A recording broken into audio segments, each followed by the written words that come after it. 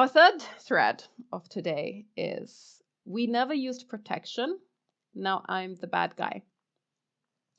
My child's father and I have been friends and bandmates for 6 years. We were best friends in the band. Last year, we unexpectedly shifted things into a far more intimate relationship. Things progressed quickly, and we both were seemingly head over heels. We had tons of ups and downs, but nothing to make us leave each other alone for good. From the first time we were intimate, we never used protection, and after about the third time, he never pulled out. I was not on birth control, and that was known. We both knew the risks and actually made jokes about our careless actions. Fast forward, and I found out that I'm pregnant a few weeks ago, and all hell has broken loose. He's angry that I want to keep the baby and says this is going to negatively impact his life. I already have children. This is his first, so I understand the fear, but he's basically said that I did this on purpose. I'm so confused because I don't know where my friend of 6 years has gone. He shows no care for me at all, just anger and blame in my direction. When I point out that we're very much adults, well into our 30s, and knew the potential consequences of our actions, he disregards it and says I'm showing a lack of care towards him by going through with something he doesn't want. I miss being with him very deeply, but not enough to not have our baby. Am I the bad guy? This is a pretty horrific situation, in my opinion, for almost everyone involved here. And I will say very explicitly and directly, I actually do think OP is the bad guy in this situation. At least she's not the only bad guy. Definitely both of them are to blame. But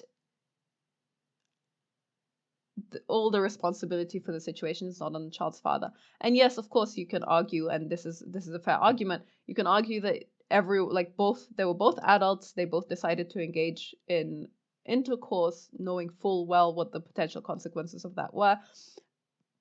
But it was an irresponsible act from both sides. Like, she would not have gotten pregnant had she not agreed to be in that situation. And what I really find kind of horrifying about this situation is the statement that she says, we actually made jokes about it. And that's really sad, honestly. I don't know why you would why you would find it fun, why you would find the idea of bringing a child into the world funny, into a clearly unstable environment. We had ups and downs, but nothing to make us leave each other alone for good, which means, it was kind of an on again, off again type of relationship. So clearly not super stable, not a great environment for a baby, a lot of irresponsibility in terms of continuing to engage in intercourse. I find it actually quite amusing because some people will say things like, hey, the chances of getting pregnant are not super high. If you even pay attention to your cycle at all. And yeah, if you are actually paying attention to your cycle and you do have a regular menstrual cycle, then maybe you can do some family planning to kind of get around that. But generally speaking, actually, if you're not using any birth control at all, and this is not something that you're really tracking and paying attention to, then the likelihood of you wanting to engage in sex during ovulation, i.e., during your fertile period in the menstrual cycle, is extremely high as a woman, because nature is interested in you having babies. And it's one of the natural things that happen over the course of intercourse. It's definitely something where your desires as a woman, his desires as a man, will match up and try to sync with the time in which you are fertile. So that you're at all surprised that you got pregnant kind of blows my mind. I don't understand how either of you are surprised that you got pregnant. And I feel already very sad for the child being born into this kind of environment, into this kind of relationship when both parents seem to have zero concern for it. What is also extremely surprising to me is this statement. I point out that we're very much adults, we're both well into our 30s. I think this is a kind of lack of impulse control that I would kind of understand if it was coming from like a 20-year-old or an 18-year-old, people who don't have that level of forethought into the future where they can really imagine how their lives would change if they have kids. But definitely from people in their 30s is kind of embarrassing. And then what makes it even worse is the statement, I already have children, but this is his first. Now, if you already have children and you have been with him for some time, have been having an intimate relationship with him for some time, then I'm assuming that you're probably a single parent or that you're co-parenting from a previous relationship. And so you already understand the consequences of having kids in an unstable environment. You already understand what it's like for them, and to again put a second child or a third child or however many other children you have, to put another child into that relationship when you could very easily avoid it, completely blows my mind. That you both knew the risks and decided to joke about it instead of really sitting down and having a deep, in-depth conversation with each other about what to do if you happen to get pregnant. Just it boggles the mind. So as far as I'm concerned, I think both of you have your fair share of responsibility for the situation that you found yourself in. I do think his reaction is completely over the top, but I also think that he doesn't have to face the reality of you being pregnant the way that you have to face the reality of being pregnant as a woman. I think men are a little bit more removed from that, and it's much easier for them to be like, oh yeah, maybe this will happen at some point in the future, whereas you as a woman, it's going to happen to you. You're the one who's going to be carrying the baby, so you can't quite separate yourself from it in the same way. And maybe it sounds to me like you are a lot more aware of what that potential decision meant for you than he had any idea in terms of what it meant for him. Either way, the only way to move past this is to hopefully wait until the emotions calm down a little bit, until you've both had some time to process the situation, and then you can sit down and you can talk about things like co-parenting and where do you want to go from here. I would imagine actually that he might have some concerns about things like having to pay child support, etc.